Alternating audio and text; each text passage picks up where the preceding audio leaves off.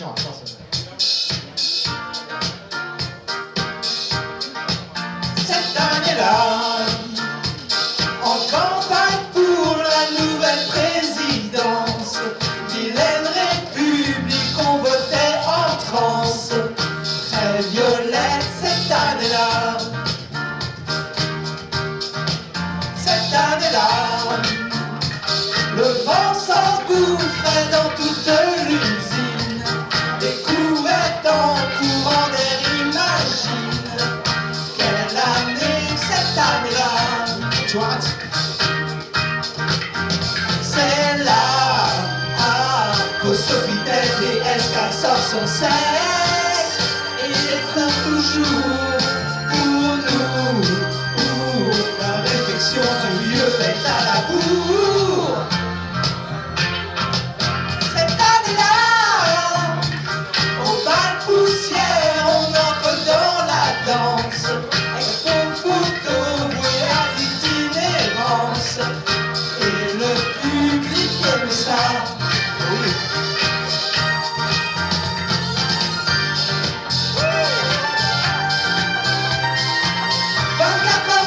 Dessiné, c'est vraiment intense. Périscopage, vidéo, ça dépend de nouvelles résidences. Cette année-là, il vient le genou, on est un peu plus punk. Paysage poétique de l'œil d'Oudac. Quelle année cette année-là? C'est là qu'on a dit adieu à Angie.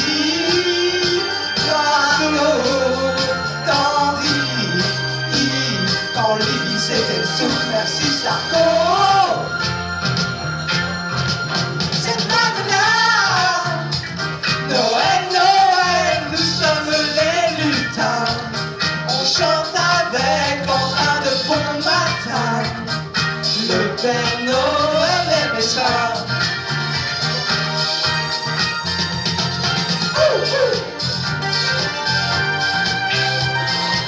Chaque jour je viens vous donner une bonne info. Expérimentation, allez au chapeau, c'était l'année 2011. C'était l'année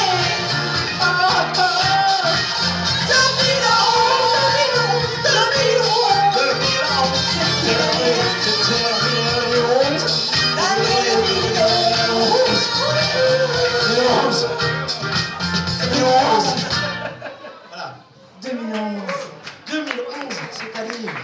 Ah, ça ira, ça ira, ça Et les ira. glaces du pôle Nord déjà avaient quasiment fondu.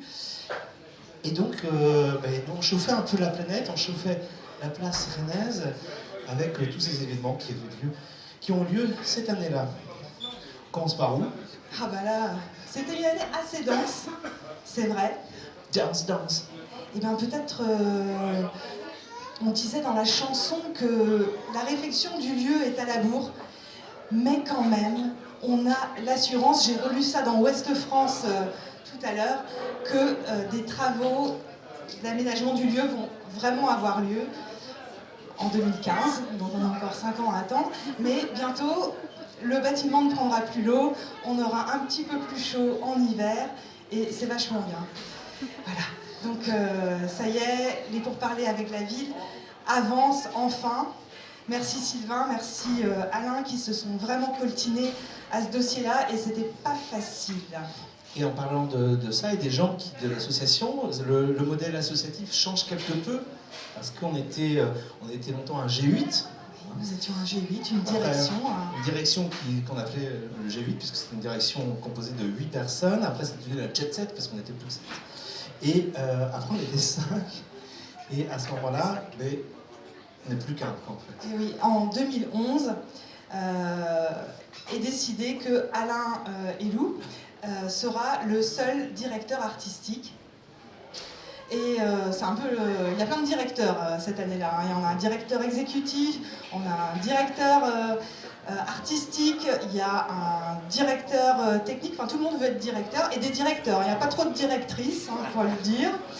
Et puis, Parce que c'était notre projet.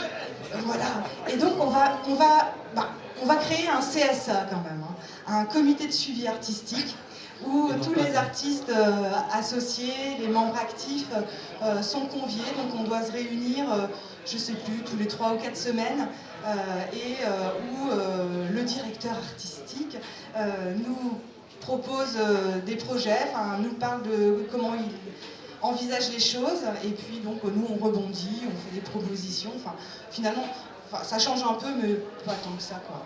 Oui, je pense qu'on est toujours tous investis, mais c'était compliqué même dans la direction à 5 à la fin, c'était compliqué parce on avait du mal à se retrouver, on faisait beaucoup trop de réunions, et le fait qu'il n'y ait qu'une seule personne, ça évacuait un peu ça. Ça n'empêchait pas que le lieu était toujours géré par des artistes, avec un directeur artistique qui était un artiste lui-même. Voilà, c'était ça qui était important à tenir.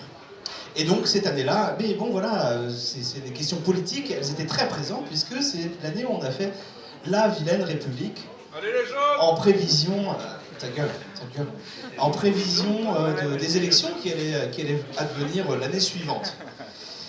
Et oui, parce qu'on parlait du scandale de DSK ici, mais voilà, et il n'avait pas encore eu lieu, parce que c'était en juillet que DSK sort sa bite.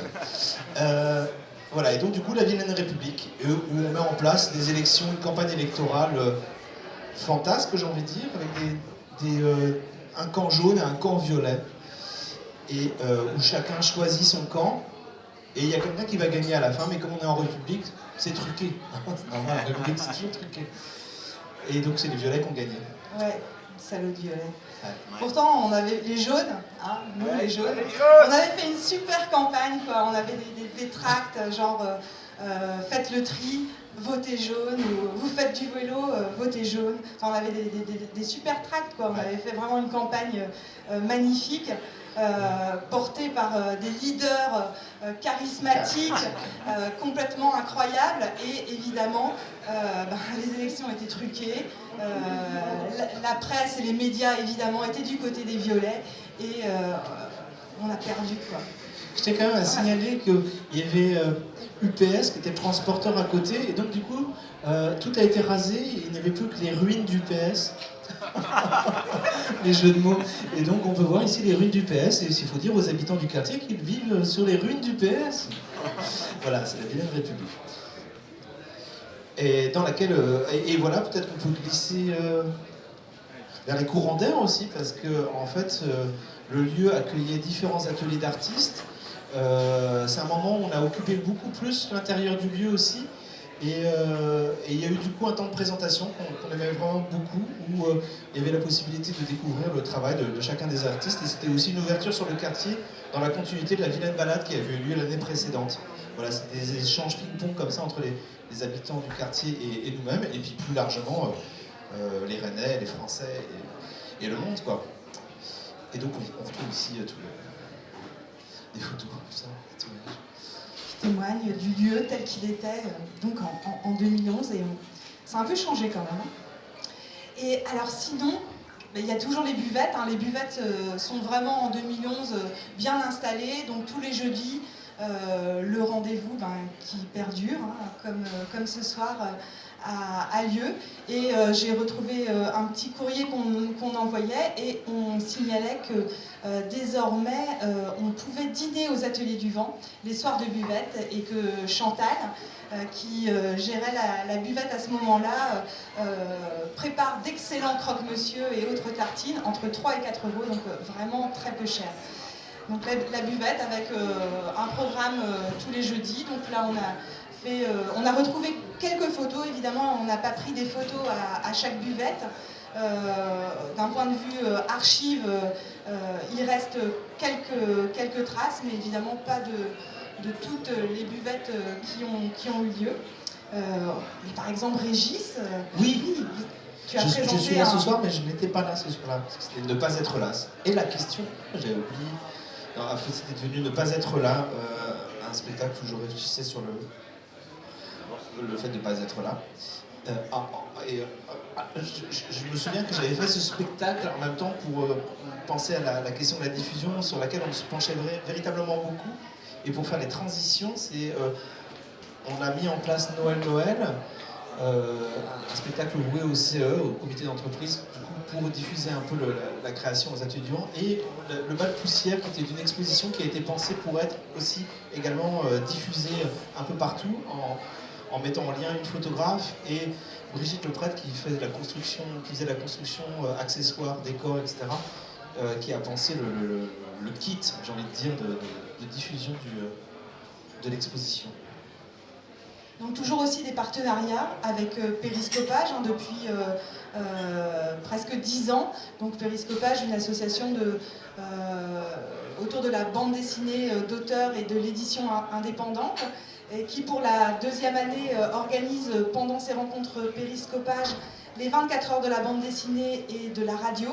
Donc pendant 24 heures ici, je ne sais plus combien de dessinateurs ont planché sur une contrainte. Et il y avait une exposition de Varvara Pomidor qu'on avait rencontrée l'année précédente dans le cadre de l'année Croisée France-Russie, qui fait une très belle exposition dont vous avez quelques images là. C'était 24 heures, 24 planches de bande dessinée, et ça avait lieu concomitamment à Beyrouth, si je ne me trompe pas, c'était ça, au Liban, et à Bruxelles. C'était Bruxelles, Rennes, Beyrouth. Et on entame en 2011 un nouveau partenariat avec l'Œil d'Oudac, qui d'ailleurs continue sa route et à partir de 2011 va proposer chaque année une exposition ou un temps ici pendant la durée du festival. Donc ils avaient fait une magnifique affiche pour, je crois que c'était la première édition. Hein, ouais, c'est l'île d'Oudac, de l'Œil d'Oudac. Voilà, et l'exposition avait lieu en extérieur. Donc il y avait une palissade à la place de l'immeuble qui est là-bas et le long de la voie ferrée. Donc il y avait ils avaient installé des photographies le long de la palissade et sur le mur ici qui n'existe plus, qui a été rasé l'année suivante. Et ce qui est parfaitement sidérant, vous voyez, comme quoi il y avait des échos et qu'il n'y a pas de hasard, c'est que ici est dessinée une île, une carte, et on retrouve également la carte de la Vienne République, l'écho de la cartographie. Cette année-là, elle semble être quelque chose qui domine. Et donc, sans transition, je ne voulais pas la dictée cinématographique que nous avions lancée, toujours dans la continuité du Super 7 mai. C'était le Super 8 mai pendant des années, autour du Super 8. Et comme le Super 8, on en trouvait de moins en moins, on est passé au Super 7 mai. Il fallait faire un film de 7 minutes, muet, mais sonore. Concept un peu compliqué. Et là, on avait fait une dictée cinématographique, donc du coup, j'avais pris un extrait d'un film célèbre, et il fallait essayer, genre, H1 se réveille en nage, écrasé par la chaleur, il sort de son appartement pour prendre l'air, il téléphone, mais tombe sur le répondeur, patati patata, et il était demandé à chacun des réalisateurs de refaire les scènes du film et essayer de coller au film initial, quoi, en fait. C'était une scène de Brésil, pour celle-là. Et personne n'a participé. Oui, parce qu'il n'y a pas eu de Super 7 mai cette année, parce que personne n'a participé, personne n'a trouvé On l'a plus jamais refait, je crois que j'ai été viré après. Après, je crois qu'on a fait le Super 7 clip, enfin, super clip. Le super clip, mais on en parlera. Voilà, donc c'est la fin du système Super 7. Et on a eu la visite de Lydia Lunch, une artiste américaine de New York, qui a démarré sa carrière, on va dire, à la fin des années 70. Quelqu'un dont j'aimais vraiment beaucoup le travail, qu'on connaissait surtout sous l'angle des groupes auxquels elle avait participé, mais qui est aussi photographe, poète. Et donc, sur 2 soirées, on a essayé de présenter un peu les différentes facettes de son travail. La rencontre a été vraiment excellente. Elle est venue donc faire une lecture d'un livre qui s'appelle Paradoxia, qui était réédité à ce moment-là. Donc une lecture en anglais et en français que je faisais. Et puis elle a joué donc avec un groupe Big Sexy Noise. C'est Trunks, le groupe Trunks, qui faisait la première partie. C'était une soirée vraiment géniale. La rencontre a été vraiment très forte avec Lydia Lunch, si bien qu'elle est revenue l'année suivante, et ça on vous en parlera la semaine prochaine. Voilà, que dire de plus? Et oui, alors la première soirée de ces 2 soirées, on présentait le film Mutante de Virginie Despentes sur le féminisme pro-sexe.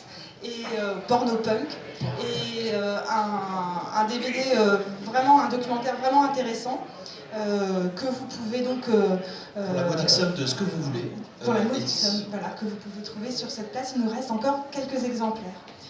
Voilà, je crois qu'on a fait un peu le tour de l'année. Ah mais non, un petit bien tour en sûr. plus avec la ligne 7. Ligne 7, un projet avec les archives municipales, tiens, ça nous rappelle quelque chose. Donc en lien avec les archives, et c'est déjà en 2010, il y avait eu Meurtre aux archives. Donc les archives municipales, à cette période, faisaient un gros travail de mémoire, histoire sur le quartier Arsenal-Redon, Clenel après Valais. Et donc nous avait proposé de participer à ce projet. Et en 2011, les deux Violaines qui menaient vraiment ce projet nous ont proposé d'imaginer un parcours en bus qui fasse un petit peu le tour de leur parcours sonore qu'elles avaient imaginé.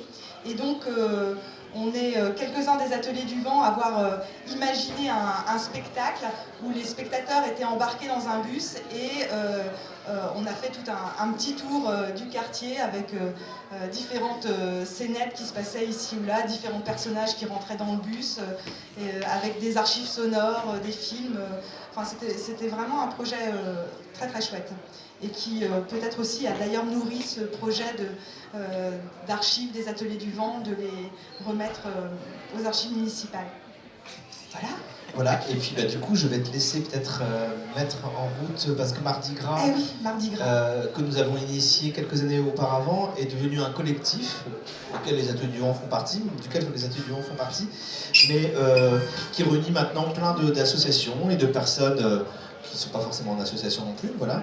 Et donc du coup, on a de moins en moins de photos et de documents, et on a failli sectionner les doigts de Céline. Et les miens d'ailleurs, parce que je vais lâcher tout de suite. Hops, non, parce que j'ai du mal à parler avec. Et donc du coup, oui, et c'est à ce moment-là, Mardi Gras, donc voilà, on a l'affiche. Et je retiens votre attention, parce que moi je suis un peu poète, j'aime beaucoup, tiens, c'est sur le micro, mon fil. On parlait de Violaine des archives, et on se souvient que ce sont les Violets qui ont gagné à la Vilaine République. Vilaine, Violaine, Violet. C'est extraordinaire. Il y a beaucoup de hasard entre la cartographie et le V de violet. Oh, ça a fait mal aux oreilles. Et donc, on vous disait la semaine dernière qu'on n'avait plus de photos de Mardi Gras, et il se trouve que hier, en regardant sur mes propres disques durs, j'ai retrouvé des photos de Mardi Gras 2011 que je vous propose de visionner. Il y a 2011.